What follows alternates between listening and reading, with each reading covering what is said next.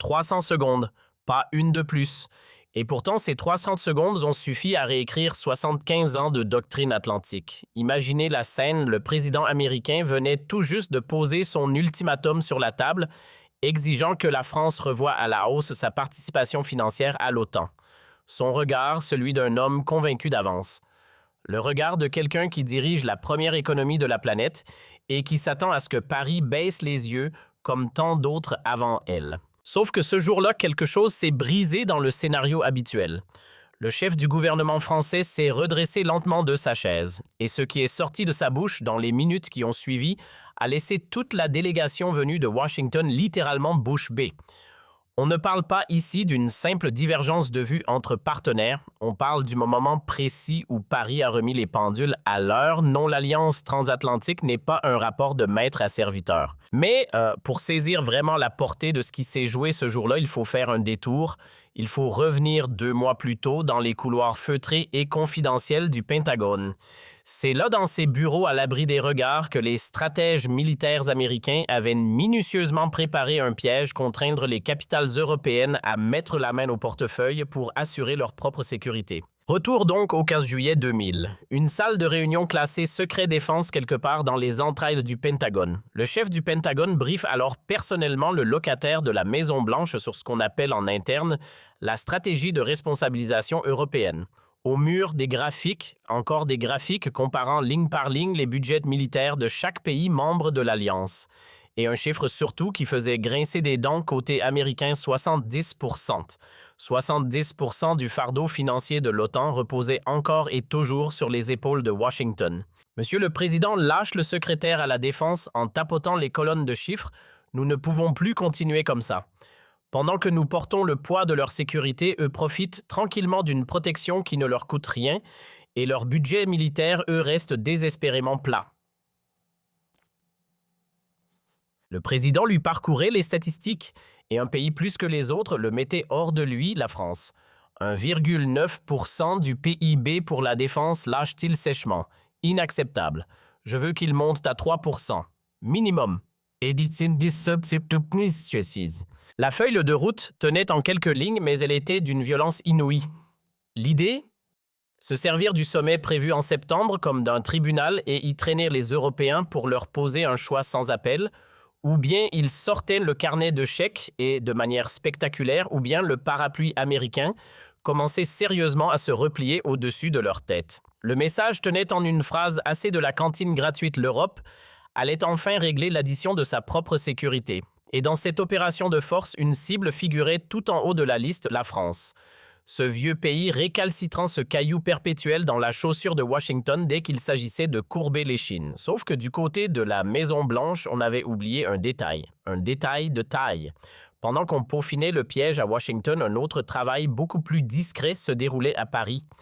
Le chef du gouvernement français avait flairé le coup venir. Depuis plusieurs semaines déjà, ses équipes étaient à pied d'œuvre, le nez plongé dans les comptes du Pentagone ligne après ligne, dollar après dollar, et ce qu'elles étaient en train d'exhumer allait se transformer le moment venu en arsenal. Un arsenal redoutable prêt à être déployé contre les exigences américaines. Transportons-nous maintenant au 20 août 2025, le bureau du Premier ministre à Matignon. Sur la table, un dossier classé confidentiel vient d'être déposé par les analystes du gouvernement. Le directeur des affaires stratégiques prend la parole, le visage grave. « Monsieur le Premier ministre, ce que nous avons trouvé est explosif. Vraiment explosif. Les vrais chiffres des dépenses militaires américaines n'ont rien, mais alors absolument rien à voir avec ce qu'affiche Washington publiquement. C'est un trucage statistique en bonne et due forme. Les Américains nous font croire qu'ils peinent bien plus qu'ils ne paient en réalité. Le rapport Une bombe, page après page, la même mécanique se répétait, les États-Unis gonflaient artificiellement leurs factures de défense en y faisant entrer absolument tout ce qui pouvait passer. Des opérations militaires en Asie qui n'avaient strictement rien à voir avec l'Atlantique Nord, la lutte anti-drogue, la sécurité intérieure du territoire américain et le pompon, les pensions versées aux anciens combattants du Vietnam. Tout ça gentiment glissé dans la colonne « Contribution à l'OTAN ». Une fois ces lignes écartées, l'addition réelle, la vraie celle qui finançait effectivement la défense de l'Europe, se révélait infiniment plus modeste que ce que Washington claironnait depuis des décennies. Pas une minute de sommeil, Pas une seule. Cette nuit-là, le chef du gouvernement français a passé les heures à marcher de long en large dans les jardins de Matignon seul avec ce qu'il venait de découvrir. Et dans sa tête, les pensées tournaient en boucle. Il revoyait défiler tous ces dirigeants européens, ses homologues, qui depuis des années se confondaient en excuses devant Washington pour leur prétendu budget militaire trop maigre. Il pensait à cette France humiliée, sa France qui acceptait docilement les leçons de morale venues d'outre-Atlantique sur sa contribution, jugée insuffisante à l'Alliance. Mais surtout, il pensait à cette hypocrisie monumentale, cette duplicité américaine qui osait exiger des sacrifices de ses partenaires pendant qu'elle-même bidouillait tranquillement ses propres registres comptables. Le 1er septembre, réunion d'urgence à Matignon. Le Premier ministre rassemble autour de lui le cercle le plus restreint de ses conseillers militaires, le chef d'état-major des armées en personne accompagné de la chef de la diplomatie française et du ministre de l'économie. L'atmosphère est lourde électrique. Mes amis lancent le Premier ministre d'une voix qui ne tremble pas. Dans quelques jours, les Américains vont nous tendre la facture au sommet de l'OTAN. Ils vont nous demander de payer davantage pour notre propre sécurité. Sauf que voilà, j'ai la preuve qu'ils mentent sur leurs propres dépenses. Et ça va s'arrêter. Première à réagir, la chef de la diplomatie. Le visage tendu. Mais vous mesurez ce que vous êtes en train de dire si on conteste publiquement les chiffres avancés par Washington. C'est l'Alliance entière qu'on fait trembler sur ses fondations. Le regard du Premier ministre se durcit, une froideur calme s'installe dans sa voix. Elle tremble déjà, l'Alliance. Depuis 20 ans, elle repose sur un trucage comptable made in USA. Il est temps de remettre la vérité au centre. Le chef d'état-major lui semble préoccupé. Il prend la parole avec prudence. « Monsieur le Premier ministre, n'oublions pas une chose, les Américains ont des leviers de pression colossaux contre nous. Ils peuvent nous couper du robinet du renseignement, nous fermer l'accès à leur technologie. » Mais le Premier ministre ne le laisse pas terminer. Il le coupe net. « Général, ils ont autant besoin de nous que nous d'eux. Nos bases au Sahel, notre dissuasion nucléaire, notre connaissance fine du continent africain, tout ça, l'Amérique ne peut tout simplement pas s'en passer. » Les jours qui ont suivi, une cadence infernale. Le Premier ministre fait éplucher ligne par ligne chaque poste, chaque sous-poste, chaque virgule du budget militaire américain. Et plus ses équipes creusent, plus l'ampleur du trucage les laisse pantois. Ce n'était même pas de la manipulation ordinaire, c'était bien pire que ce qu'il avait imaginé au départ. Parce que Washington ne se contentait pas de gonfler artificiellement ses contributions à l'OTAN. Non. Washington allait beaucoup plus loin, elle refilait carrément la note à l'Europe pour des services qui, en réalité, profitaient avant tout aux intérêts américains eux-mêmes. Une véritable arnaque organisée à l'échelle continentale. Et puis, il y a eu cette date, le 10 septembre, le moment que le Premier ministre français attendait, l'occasion en or de regarder le président américain droit dans les yeux. Le sommet de l'OTAN qui se tenait à Bruxelles avait pour thème, tenez-vous bien, le partage équitable du fardeau de la défense. L'ironie de la situation était à pleurer. L'homme qui devait y dérouler ses nouvelles exigences financières devant les Européens était précisément celui qui truquait ses propres comptes depuis des années. Le maître escroc venait donner des leçons d'honnêteté à ses victimes. À bord d'Air Force One, en route vers la capitale belge, le président américain peaufinait son offensive avec son équipe rapprochée. L'ambiance détendue, confiante, presque arrogante. L'homme avait l'habitude de voir les capitales européennes pliées en deux dès qu'il haussait le ton. Pourquoi cette fois aurait-elle été différente? Ce qu'il ignorait totalement, c'est qu'à quelques milliers de kilomètres de là, dans la salle où il s'apprêtait à atterrir, l'attendait un homme qui connaissait absolument tout. Un homme qui détenait la vérité brute sur les mensonges comptables de Washington. À Bruxelles, l'atmosphère était électrique, tendue à se fissurer. Les 30 chefs d'État et de gouvernement de l'Alliance étaient rassemblés autour de la grande table pour débattre de l'avenir financier de l'OTAN. Comme à son habitude, le président américain présidait de la séance dans ce rôle qu'il aimait tant celui du principal bailleur de fonds de l'organisation du grand argentier qui se croit autorisé à réprimander les autres. Et il a ouvert son discours par cette phrase qui, quelques minutes plus tard, à peine allait prendre une résonance absolument terrible. « Mes chers alliés, l'Amérique ne peut plus continuer à porter seule le poids de notre sécurité commune. » Pendant ce temps, à quelques mètres, seulement le Premier ministre français prenait des notes. En silence, sans broncher, La main qui tient le stylo savait exactement ce qu'elle préparait. Et le président américain a continué, sans trembler, sans la moindre hésitation dans la voix. 3,5%, voilà ce que les États-Unis consacrent à la défense rapportée à leur PIB, soit 800 milliards de dollars chaque année. Nous portons à nous seuls 70% des dépenses de l'OTAN. Cette situation, mes amis, n'est plus tenable. Les chiffres pleuvaient les uns après les autres comme autant d'arguments massus balancés avec cette autorité tranquille de celui qui pense ne pas pouvoir être contesté. Puis vint l'attaque. Plus ciblée, certains de nos alliés européens poursuivit-il en jetant un coup d'œil furtif, presque imperceptible en direction du premier ministre français. Certains de nos alliés européens consacrent moins de 2% de leur PIB à leur propre sécurité. J'aimerais qu'on m'explique. Comment peut-on justifier que ce soit l'Amérique qui paye plus pour défendre l'Europe que l'Europe elle-même? L'estocade était indirecte, oui, mais elle était parfaitement lisible pour qui savait lire entre les lignes. Et il en a remis une couche, avec cette fois une pointe d'agacement clairement audible dans la voix. Prenons le cas de la France, justement. Voilà un pays qui possède l'une des économies les plus puissantes du continent européen. Pourtant, sa contribution militaire reste désespérément insuffisante face aux menaces que nous traversons aujourd'hui. Il est temps que Paris comprenne une chose simple, la sécurité a un prix. Et ce prix-là, il doit être réparti équitablement entre nous tous. L'humiliation était de là, publique, calculée jusqu'au moindre mot, insoutenable. Et puis comme un coup de massue final, l'ultimatum était tombé. Aujourd'hui, l'Amérique exige que tous les pays membres de l'OTAN atteignent les 3% du PIB en dépenses militaires, délai 2 ans, pas un de plus, et que ceux qui refuseraient de s'y plier comprennent bien que leur protection par les États-Unis sera dans ce cas sérieusement reconsidérée. La menace à peine voilée. Le sous-texte était limpide, ou bien vous courbez l'échine, ou bien on s'en va. Quand le président américain s'est tu, il s'est passé quelque chose d'oppressant, un silence, lourd, pesant, de ce genre de silence qui colle à la peau et qui semble durer une éternité.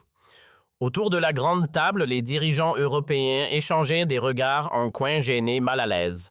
L'ultimatum venu de Washington avait été clair, brutal, humiliant, jusque dans le moindre détail. Le coup avait porté. Le secrétaire général de l'OTAN, dans son rôle de modérateur, brisa enfin ce silence pour demander presque timidement si quelqu'un dans la salle souhaitait réagir.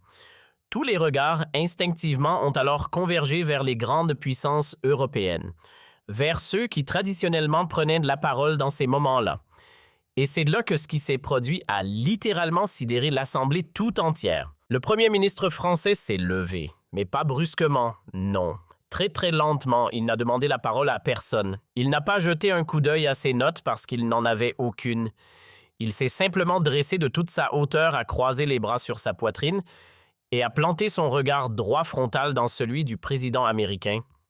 Un silence de mort, cette fois, s'est abattu sur la salle. On aurait entendu une mouche voler. Puis sa voix s'est élevée, claire, posée, parfaitement maîtrisée, une voix qui, sans avoir besoin de monter dans les aigus, portait jusqu'au dernier rang de la pièce. « Monsieur le Président, dit-il, merci.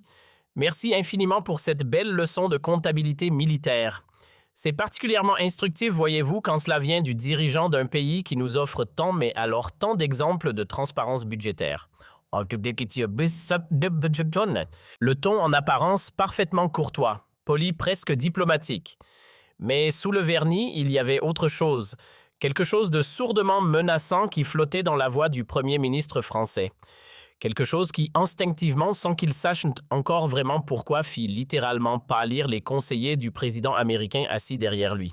Ils sentaient le coup venir. Ils ne savaient pas encore d'où il viendrait ni à quelle vitesse, mais ils le sentaient.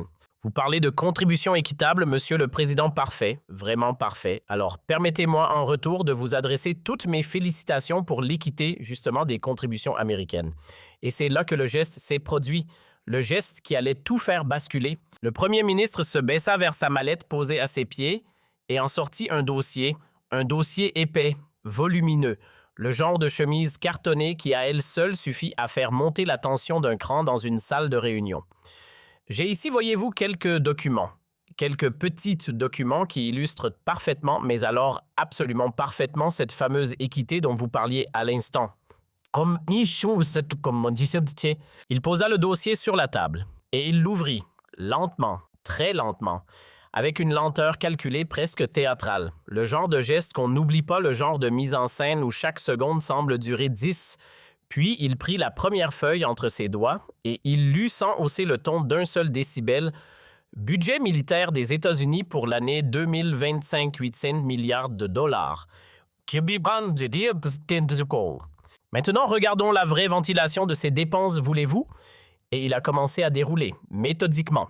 340 milliards pour la zone Asie-Pacifique, 100 milliards pour les opérations sur le sol américain lui-même, 20 milliards pour les pensions versées aux anciens combattants, 95 milliards pour des programmes de recherche qui n'ont strictement rien à voir avec le militaire. Les chiffres tombaient, l'un après l'autre, comme des coups portés avec une précision chirurgicale. Pas un mot de trop, pas une émotion qui dépasse juste la froide implacabilité des nombres. Et donc poursuivit le Premier ministre français sans laisser à personne le temps de respirer contribution réelle, effective, vérifiable à la défense de l'Europe 65 milliards de dollars. Pas un de plus, soit 8% du budget total. 8, pas 70 comme vous l'affirmez devant nous tous depuis le début de cette session. Voilà, le mensonge comptable américain venait d'être démasqué, publiquement, devant les caméras, devant les 30 délégations. Le président américain lui était devenu livide, le sang avait quitté son visage. Mais attendez, ce n'est pas tout. Et là, c'est ce calme presque terrifiant qui a frappé les esprits. Pas de colère, pas d'emportement, juste cette voix posée qui continue à dérouler comme un médecin légiste qui décrit une autopsie. Sur ces 65 milliards prétendument consacrés à l'Europe, voyons ce qu'ils financent réellement. 40 milliards de dollars qui servent en vérité à entretenir vos bases militaires sur notre sol. Des bases qui, à votre service exclusif, vous permettent de projeter votre puissance au Moyen-Orient. Donc faisons les comptes. Contribution nette réellement consacrée à la défense européenne, 25 milliards de dollars. L'effet saisissant, imparable. Dans la salle, on assistait à une prise de conscience collective en direct. Les dirigeants européens, l'un après l'autre, découvraient l'ampleur réelle de la manipulation comptable orchestrée depuis Washington. Certains, n'y croyant pas tout à fait, sortaient discrètement leur calculatrice pour refaire les opérations. D'autres griffonnaient à toute vitesse fébrile des notes sur leur bloc. Mais tous, absolument tous, étaient en train de comprendre qu'ils vivaient un moment historique. Un séisme atlantique en direct. Et puis ce moment précis où le Premier ministre français releva la tête, lentement, pour planter à nouveau ses yeux dans ceux du président américain, sans détourner le regard, sans ciller. Alors, Monsieur le Président, reprenons calmement, voulez-vous?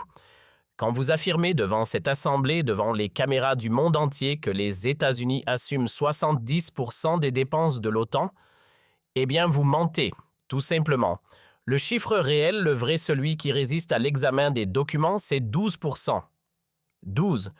Tout le reste, ces sommes colossales que vous brandissez comme un trophée à chaque sommet, ce sont vos dépenses impériales, celles qui financent votre hégémonie planétaire. Pas, je dis bien, pas la protection de l'Europe. Le président américain ouvrit la bouche. Il essaya vraiment. Quelques mots sortirent hachés, balbutiés, presque inaudibles. Ces chiffres, cette interprétation, il faut nuancer. Mais le Premier ministre français ne lui laissa même pas l'occasion de finir sa phrase. Il le coupa, net. Cette interprétation, Monsieur le Président, vraiment, vous appelez ça une interprétation. Sa main glissa à nouveau dans le dossier et il en sortit une nouvelle liasse de documents. Parce que voyez-vous, j'ai ici sous les yeux les documents comptables originaux du Pentagone, pas mon analyse, pas ma lecture, vos documents, ceux que nos services ont eu la gentillesse d'obtenir et de vérifier. Alors dites-moi, souhaitez-vous que je les fasse circuler, là maintenant autour de la table pour que chacun de vos alliés puisse les consulter de ses propres yeux? La menace cette fois n'avait plus rien d'implicite, elle était posée sur la table, visible, tangible. Le Premier ministre français possédait les preuves matérielles de la manipulation comptable orchestrée depuis Washington et il était parfaitement prêt, sans la moindre hésitation, à les rendre publiques sur le champ. Le président américain était piégé, pris dans la nasse de ses propres mensonges, coincé par sa propre comptabilité. Mais maintenant, Monsieur le Président, parlons de la vraie contribution. La vraie, pas celle que vous nous récitez à chaque sommet pour nous faire baisser les yeux. Une autorité nouvelle s'était installée dans la voie du Premier ministre français. Quelque chose de plus dur, de plus tranchant. La voix de quelqu'un qui ne joue plus sur la défensive mais qui a basculé dans l'offensive. La France, 58 milliards d'euros consacrés chaque année à sa défense. Et écoutez-moi bien parce que c'est là que ça devient intéressant.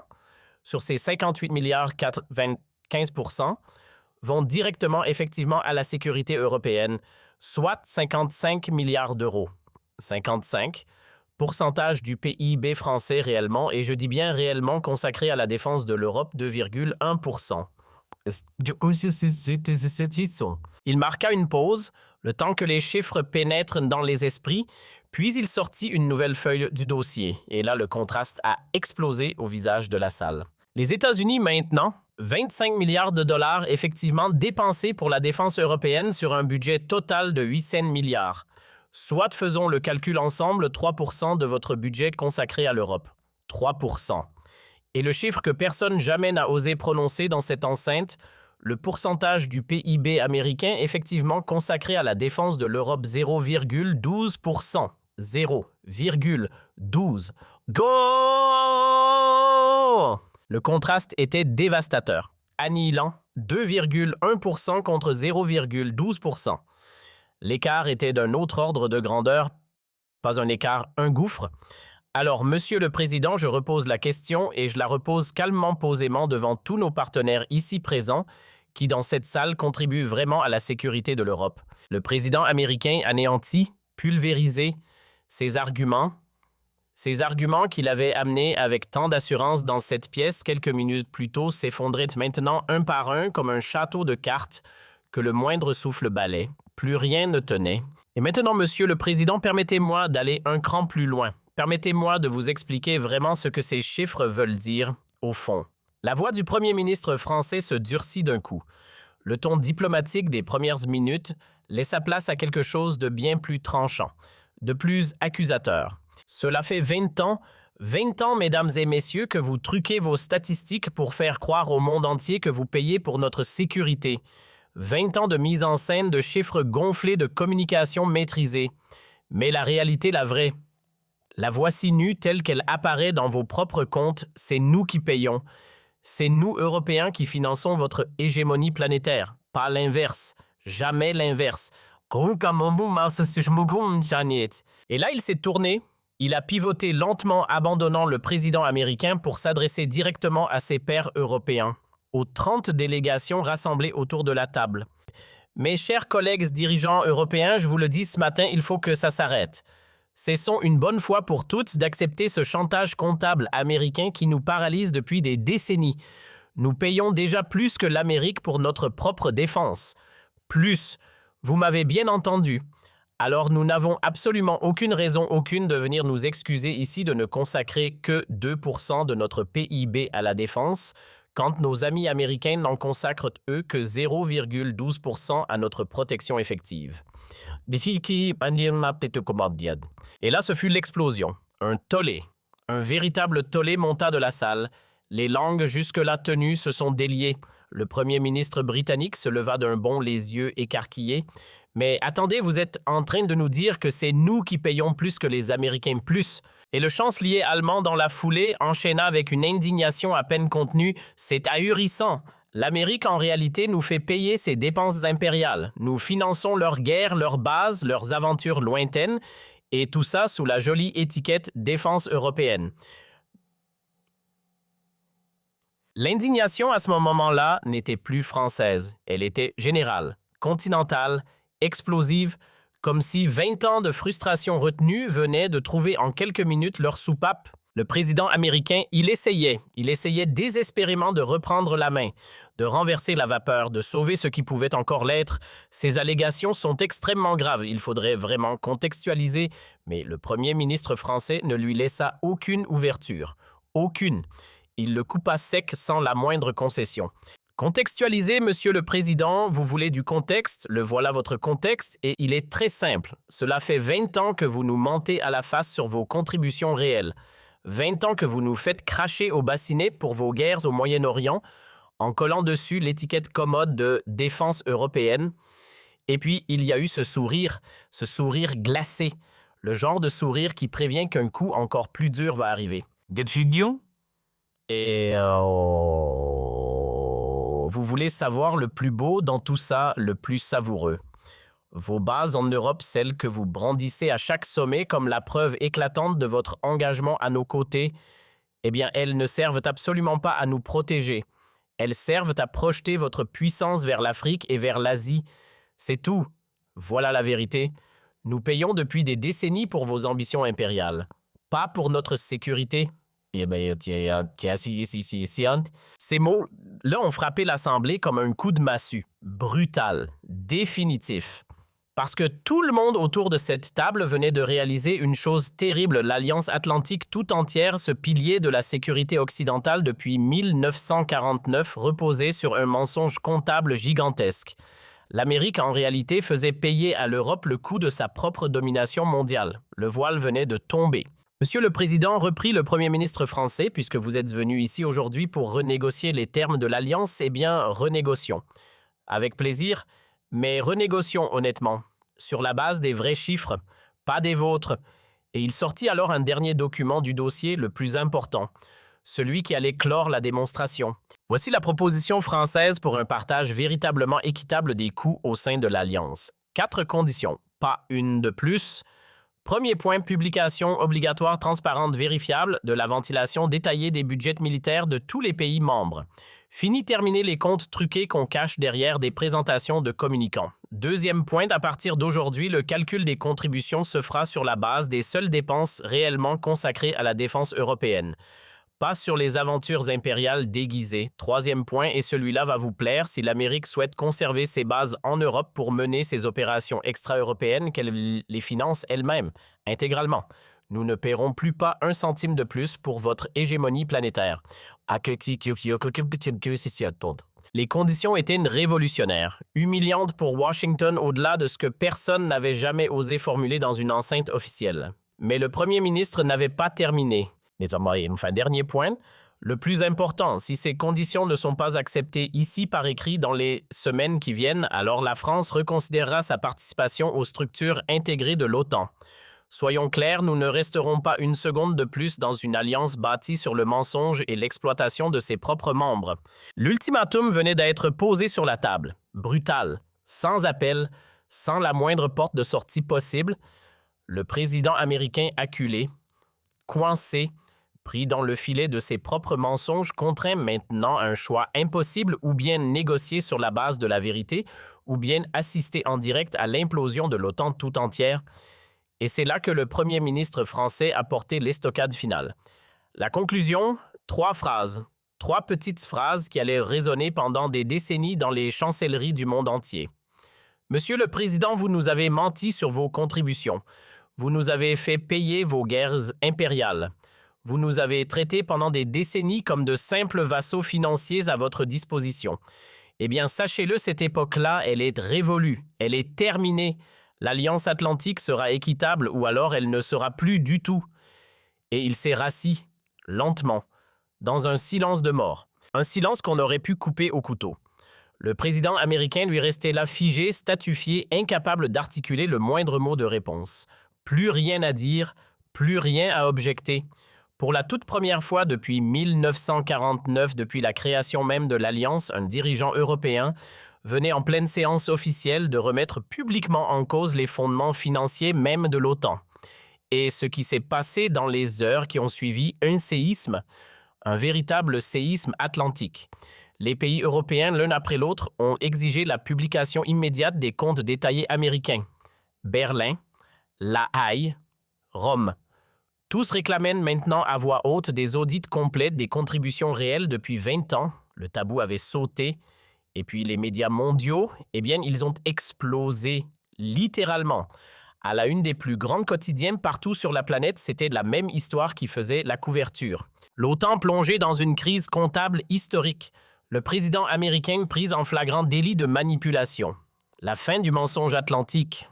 Partout dans toutes les langues, sous toutes les latitudes, les révélations venues de Paris produisaient le même effet, celui d'une bombe. Mais le plus paradoxal, le plus savoureux dans toute cette affaire, c'est aux États-Unis même sur le sol américain que l'onde de choc allait se révéler la plus dévastatrice.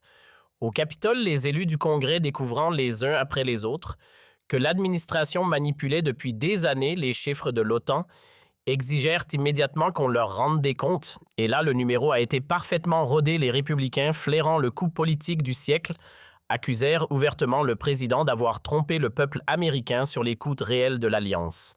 Les démocrates, eux, embarrassés jusqu'aux oreilles, n'eurent d'autre choix que de réclamer à leur tour une enquête parlementaire en bonne et due forme. La meute s'était lâchée. Et en France, l'effet fut immédiat, spectaculaire, d'une intensité qu'on n'avait pas vue depuis longtemps. Les sondages du Premier ministre ont littéralement explosé. En 24 heures, je dis bien 24 heures, sa cote de popularité est passée de 64% à 79% d'opinion favorable. Du jamais vu. Pour la première fois depuis De Gaulle, oui, depuis le général lui-même, un dirigeant français, avait osé tenir tête à l'Amérique sur les questions militaires et surtout en était sorti vainqueur. L'industrie de défense française, elle applaudissait à tout rompre.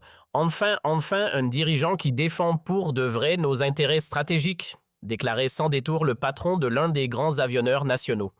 Il était grand temps que quelqu'un dise la vérité sur cette mascarade comptable que nous subissions, commentait dans la foulée le PDG d'un autre géant français de l'électronique de défense. L'économie française tout entière libérée d'un seul coup de ce vieux complexe d'infériorité atlantique qui la pesait depuis trop longtemps, retrouvait soudain confiance en elle-même. Une semaine après Bruxelles, le président américain a essayé. Il a vraiment essayé de reprendre la main. Il a proposé des clarifications, des éclaircissements sur les comptes américains. Trop tard. Beaucoup trop tard. Sa crédibilité détruite, pulvérisée, son autorité sur l'OTAN sérieusement ébranlée, peut-être même définitivement perdue. En l'espace de quelques semaines, l'Amérique était passée du statut de leader incontesté du monde occidental à celui infiniment moins glorieux de tricheur démasqué publiquement. Et puis, il y a eu le 1er octobre, date à retenir, 3 semaines, jour pour jour après la révélation à Bruxelles. L'impensable s'est produit, l'inimaginable. Le Congrès des États-Unis a voté une résolution exigeant la transparence totale, complète, intégrale des comptes de l'OTAN. Pour la toute première fois dans l'histoire de l'institution, les États-Unis étaient contraints, non pas par un allié étranger, mais par leur propre Parlement, de publier le détail de leur contribution atlantique, et cette transparence forcée imposée par Washington à Washington elle-même a révélé au grand jour l'ampleur véritable de la tromperie. Les vrais chiffres, ceux qu'on n'avait jamais voulu sortir des coffres du Pentagone, sont sortis, et ils ont confirmé ligne par ligne les accusations portées par le Premier ministre français quelques semaines plus tôt. L'Amérique ne contribuait réellement effectivement qu'à hauteur de 0,12% de son PIB à la défense européenne. Pas un dixième de plus. Le mensonge comptable, longtemps suspecté à voix basse dans les cercles initiés, était maintenant démasqué à l'échelle mondiale, officiellement, sur document. Et le Premier ministre français, il était devenu en quelques semaines le symbole vivant de la résistance européenne face à l'hégémonie américaine. Son courage, ce courage froid et méthodique avec lequel il avait fait face aux mensonges de Washington, inspirait désormais d'autres dirigeants à travers le monde. À Ottawa, le premier ministre canadien, dans une déclaration à la presse, n'y allait pas par 4 chemins. Le chef du gouvernement français vient de nous libérer tous du chantage comptable américain qui pesait sur nous depuis des décennies.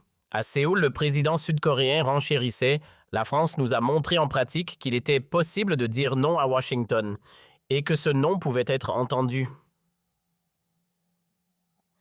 Novembre 2025, une date qui restera dans les manuels d'histoire.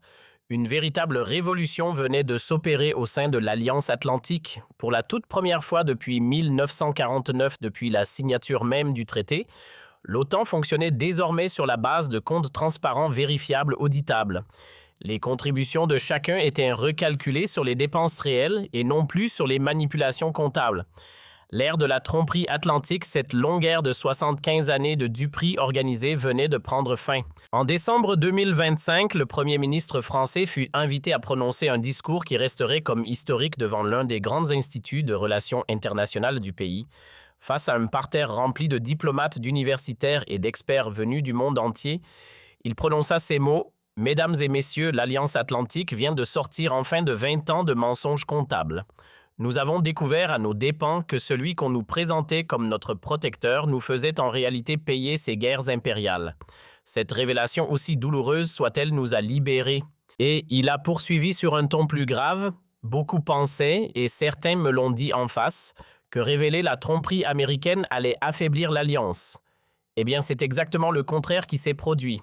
La vérité l'a renforcée. L'honnêteté a restauré l'équilibre rompu. La transparence a redonné à l'Europe la dignité qu'elle avait perdue.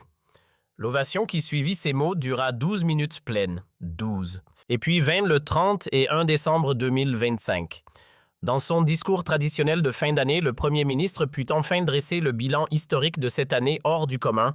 Mes chers compatriotes, il y a 4 mois à peine, nous acceptions encore docilement les leçons américaines sur le caractère insuffisant de nos contributions militaires. Aujourd'hui, nous savons que c'est nous Français, qui payons réellement plus pour notre propre défense. La vérité nous a libérés de cette humiliation séculaire. Et il a conclu par une phrase qui depuis est entrée dans l'histoire. À Bruxelles, je n'ai fait qu'une seule chose. Une seule. Dire la vérité sur les mensonges comptables américains, 5 minutes. 5 minutes ont suffi pour libérer l'Europe de 20 ans de chantage atlantique. Et cette libération-là, je vous le promets, ne s'arrêtera plus jamais. L'année 2026 est ouverte sur un paysage géopolitique méconnaissable. Une alliance atlantique transformée jusque dans ses fondations. Une Europe enfin réconciliée avec sa propre dignité militaire après des décennies passées à raser les murs. Et de l'autre côté de l'océan, une Amérique désormais contrainte, qu'elle le veuille ou non, à l'honnêteté comptable. Tout ça, mesdames et messieurs, tout ça grâce à un seul homme, un homme de 39 ans à peine, un homme qui avait eu ce jour-là le courage tout simple de dire non aux mensonges de Washington. Et aujourd'hui, quand les historiens, les universitaires, les analystes étudient la grande transformation de l'OTAN au XXIe siècle, ils remontent tous sans exception au même point exact, au même instant, 16h15 le 15 septembre 2025. Cette minute précise où, dans une salle de réunion de Bruxelles, un premier ministre français s'est levé de sa chaise et a regardé le président américain droit dans les yeux pour lui balancer ces mots qui sont devenus historiques. « Monsieur le Président, vous ne consacrez que 0,12% de votre PIB à notre défense. Nous ne sommes pas vos vassaux. » Ce jour-là, à cette heure-là, dans cette salle-là, l'Europe a découvert quelque chose d'absolument fondamental. Elle n'était plus un protectorat américain.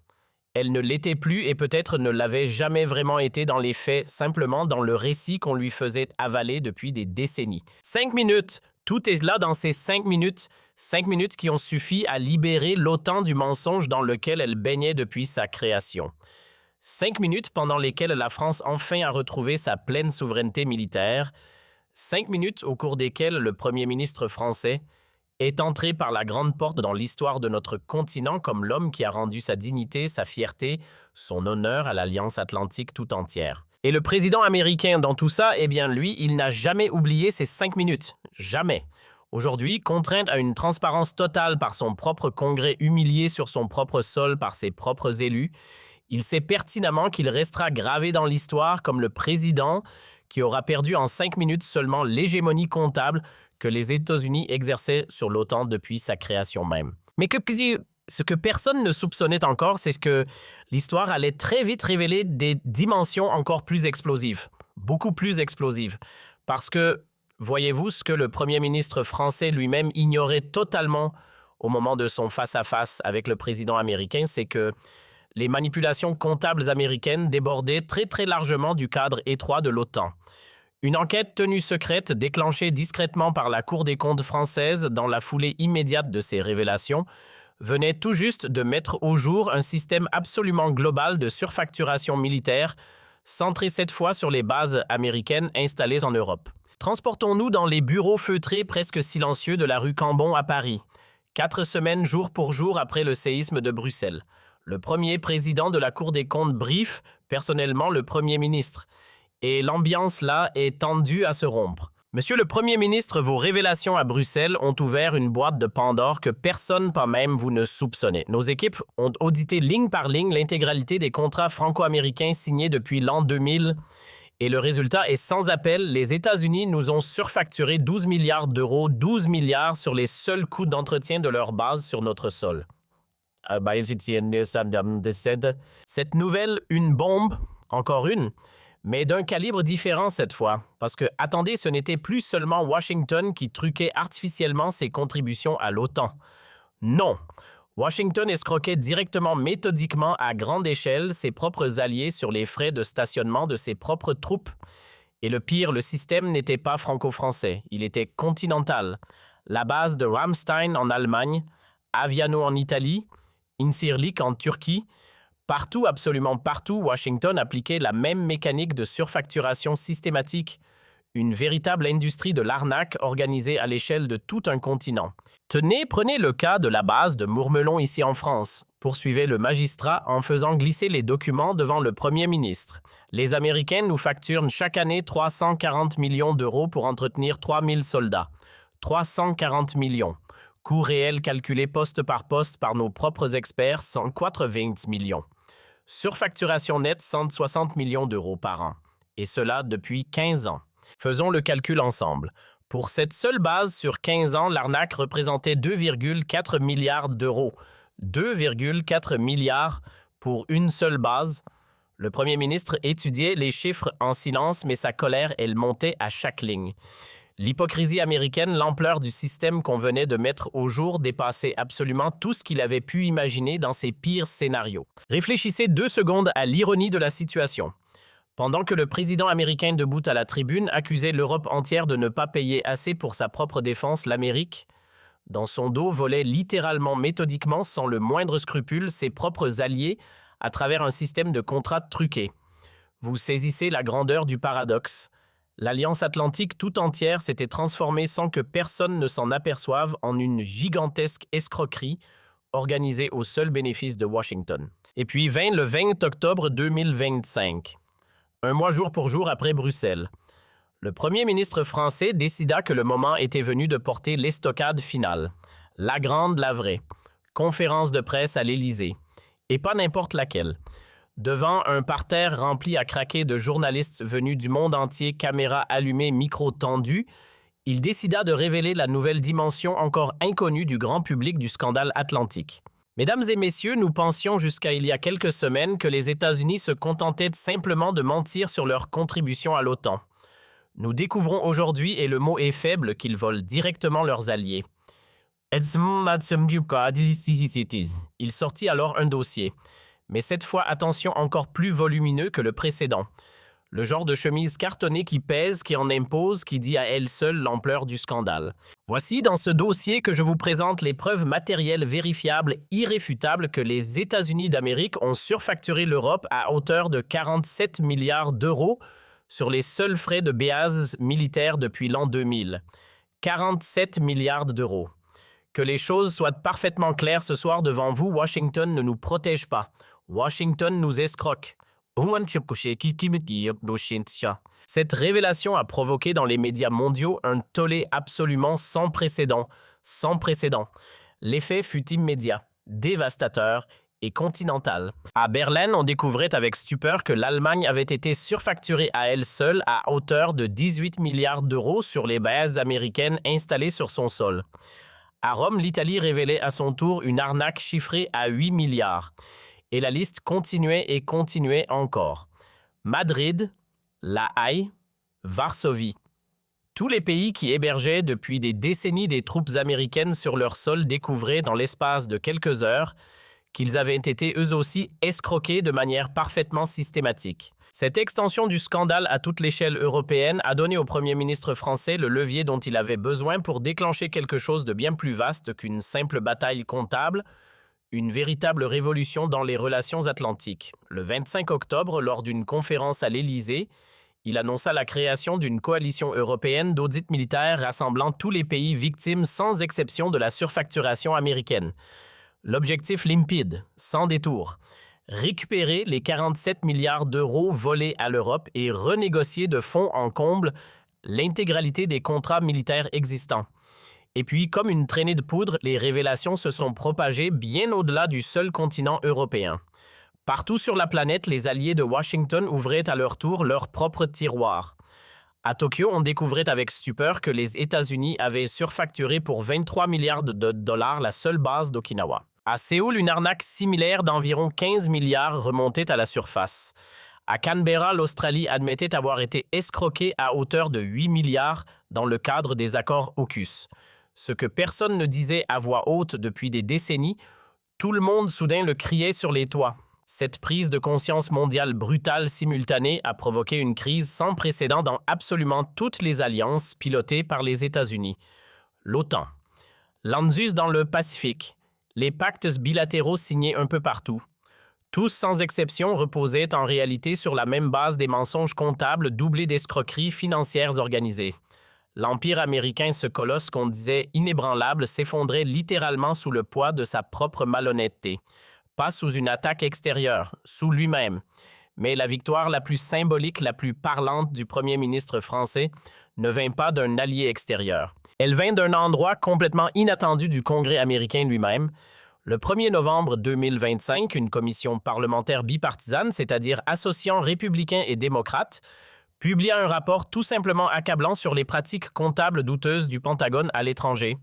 Pour la première fois dans toute l'histoire de la République américaine, Washington reconnaissait officiellement par écrit avoir trompé ses propres alliés. Les mots du rapport sont restés. Ils étaient sans appel. Les révélations faites par le chef du gouvernement français à Bruxelles sont exactes. Le département de la Défense a systématiquement et depuis des années gonflé ses coûts à l'étranger, créant de fait un système occulte de financement de l'Empire américain au détriment direct de ses alliés. Cette validation officielle venue de l'intérieur même de la machine américaine consacrait la victoire totale définitive sans appel du premier ministre français sur le mensonge atlantique. Et l'automne 2025 marqua dans les manuels d'histoire l'effondrement définitif de l'hégémonie financière américaine.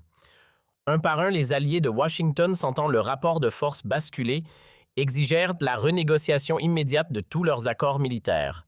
Berlin réclama le remboursement immédiat de 18 milliards d'euros.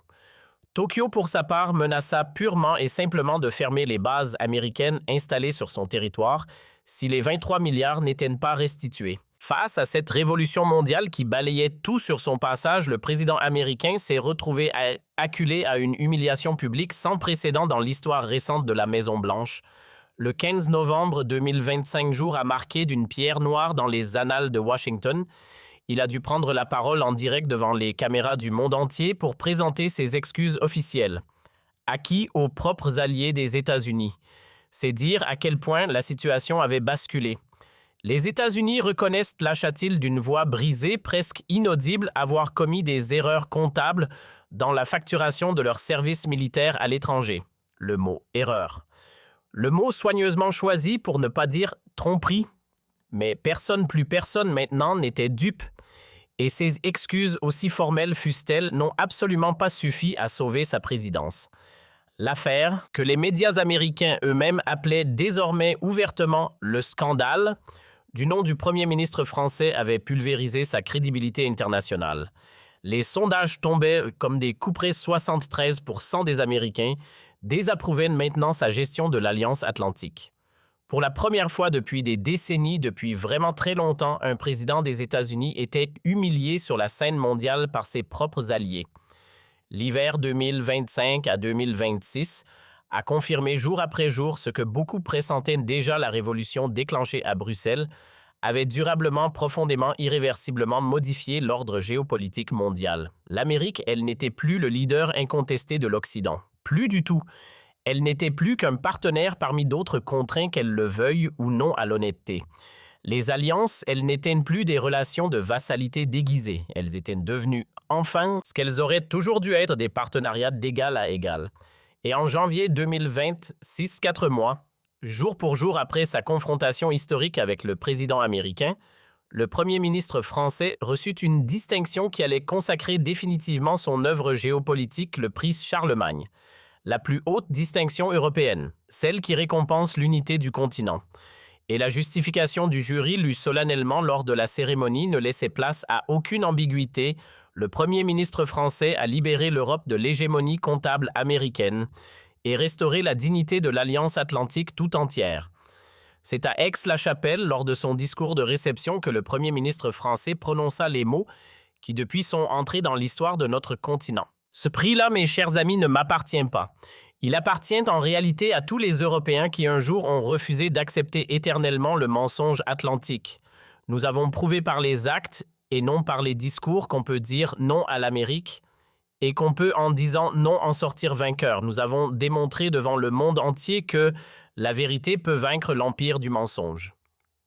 L'effet de cette distinction considérable, bien au-delà de l'Europe, le Premier ministre français était devenu en quelques mois à peine le leader moral incontesté de l'Occident, celui vers qui se tournaient désormais tous les dirigeants fatigués, lassés, exaspérés par l'arrogance américaine.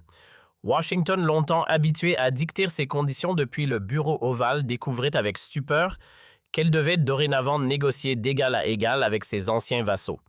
Une révolution copernicienne pour la diplomatie de la Maison-Blanche, mais la consécration ultime, la vraie, celle qui scellait pour de bon le basculement, eut lieu en mars 2026, date majeure. L'Assemblée générale des Nations unies à New York adopta à l'unanimité, je dis bien à l'unanimité, la Déclaration universelle des droits des alliés.